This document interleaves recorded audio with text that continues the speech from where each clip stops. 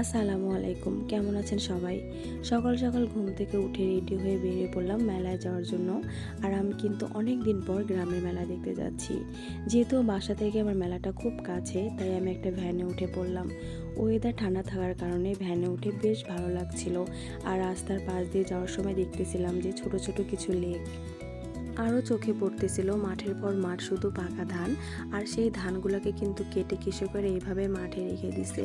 দেখতে কিন্তু মাশাল্লাহ অনেক ভালো লাগতেছিল। আর এখানে কৃষকেরা একে অপরের সাথে হাতে হাত মিলিয়ে তাদের নতুন ধান মাড়াই করে ঘরে তোলায় ব্যস্ত। ফাইনালি আমি কিন্তু মেলায় চলে আসলাম। আর এটা যেহেতু গ্রামের মেলা, তাই চারদিকে কিন্তু গ্রাম্য পরিবেশ আর মাঝখানে মেলা। মেলাটা কিন্তু বেশ খানিকটা জায়গা জুড়ে হচ্ছিল, আর দু একটা রাইডও দেখা যাচ্ছিল। আমি ভিতরে গিয়ে প্রথমে আমার চোখ পড়লো কাচের চুড়ির দিকে। আর কাচের চুড়ি পছন্দ করে না এমন মেয়ে মনে হয় না আমাদের আশেপাশে খুঁজে পাওয়া যাবে একটাও। তাছাড়া আমি চারপাশ দেখতেছিলাম যে আর কি কি আছে। তো এখানে দেখতেছিলাম ছোট বড় সবাই অনেক সুন্দরভাবে কেনাকাটা করতেছিল, যার যেটা পছন্দ হয় সেভাবে। আর মেলায় কিন্তু কোনো কিছুরই কমতি ছিল না। মেলার প্রত্যেকটি দোকান কিন্তু এভাবেই সুন্দর করে সাজানো ছিল।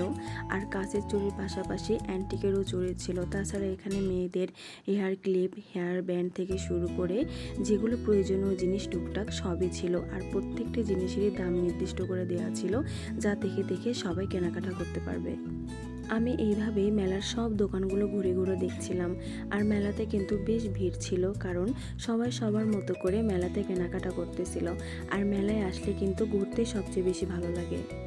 এই দোকানে ছোট থেকে বড় সব ধরনের খেলনা ছিল, যেগুলো বাচ্চাদের অনেক বেশি পছন্দ। খেলনাগুলো অনেক সুন্দর করে সাজানো ছিল। আর খেলনাগুলোর মধ্যে দেখতেছিলাম এখানে মোটু পাতলুর কার্টুনেরও অনেকগুলো খেলনা আছে। আর এখানে ছিল বিভিন্ন ধরনের টয়। মেলায় এসে আমার এভাবে ঘুরতে অনেক ভালো লাগতেছিল। আর ঘুরতে ঘুরতে আমি আরেকটা দোকানে চলে গিয়েছিলাম, যেখানে বিভিন্ন ধরনের ডিজাইন করা কাঁচের চুড়ি ছিল। তাছাড়া আমি এখানে কিছু ব্যাগও দেখতেছিলাম, ব্যাগগুলো কিন্তু মোটামুটি ভালোই ছিল। মেলায় ঘুরতে ঘুরতে আমি কিন্তু টুকটাক অনেক কিছুই নিয়ে নিয়েছি বাসার সবার জন্য।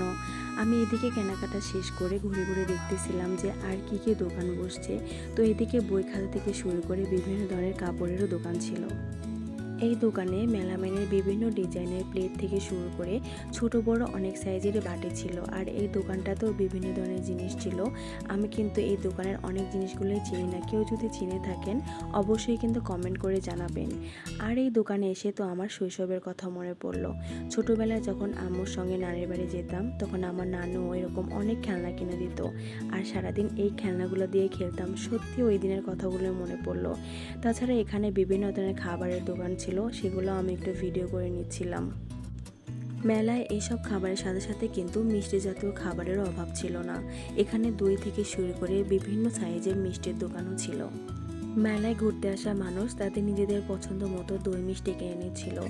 আর এইগুলা কিন্তু একমাত্র গ্রামের মেলাতেই দেখা যায়। আর আমি এদিকে দেখতেছিলাম মেলা উপলক্ষে অনেক বড় বড় মাছের দোকান দিছে। মাছগুলো মাশাল্লাহ এত বড় ছিল, হয়তো ক্যামেরায় বোঝা যাচ্ছে না। আর প্রত্যেকটা মাছ ছিল তাজা।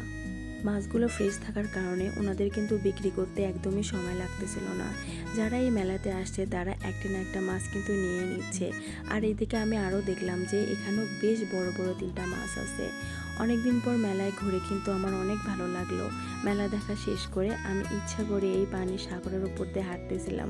অনেক বেশি ভালো লাগতেছিল আর ভয়ও লাগতেছিল, কারণ আমার তো একদমই অভ্যাস নেই এই দিকটা হেঁটে। তারপরও ট্রাই করতেছিলাম আর ফিল নিচ্ছিলাম যে কেমন লাগে।